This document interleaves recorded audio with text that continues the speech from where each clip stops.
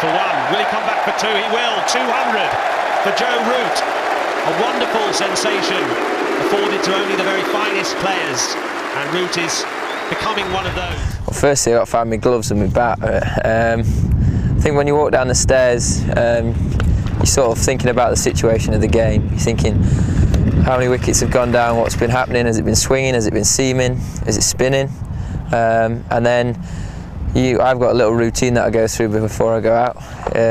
It's quite unique, if you like. But then you get out into the middle and you chat with your partner, you listen to what he's got to say on the matter, and then you sort of face up and you get on with it. From, I think it must have been a game where I did it once and got a few runs, and since then it sort of stuck, really. It's a bit peculiar, but it just helps me get ready. It gets my feet going, it gets my gets everything, my mind right, gets me focused on the job in hand, and then go out and just worry about facing the next ball. Well, you get out there, the first thing you generally do is you chat to your partner. Some will have more to say than others, and then you go and you take guard. Ask for whatever guard you want. Have a nice little word with the umpire, make sure he's on side in case 50-50 goes against you. Well, once you get here, you obviously ask the umpire for your guard. For me, that's middle. I'll ask for middle, have a little chicken scratch.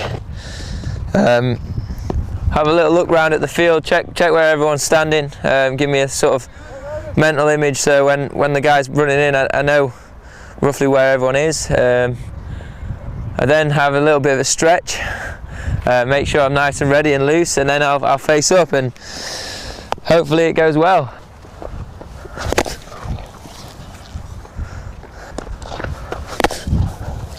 One of the main things for me is you obviously want to watch the ball and play it as close to your body as possible, so when you can get in a good position, especially on the front foot, try and make contact with the ball with your eyes straight over the point where you hit it.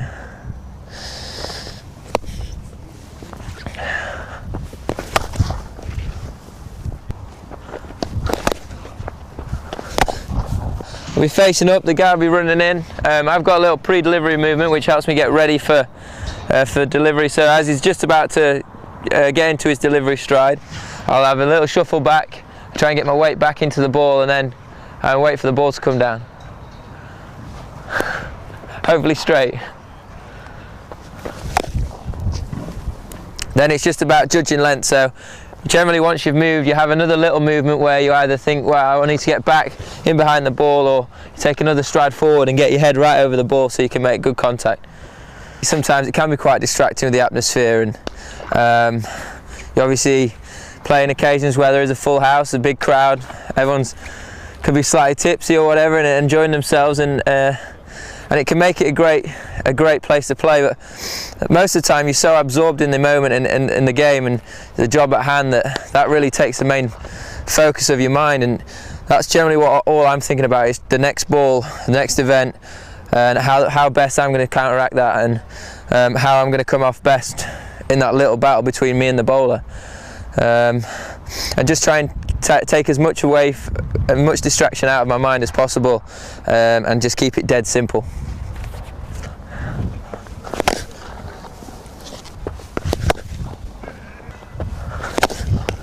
A lot of the time you're so involved in the game and you're so absorbed in the moment that you don't really get to properly appreciate the crowd, but when you do get to the odd milestone, or you're batting with someone that does, that's when it sort of kicks in and it sort of hits you. And the atmosphere when I got my 100 here was amazing.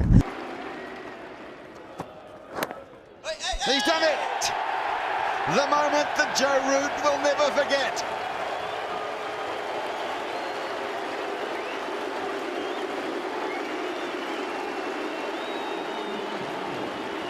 A star is born.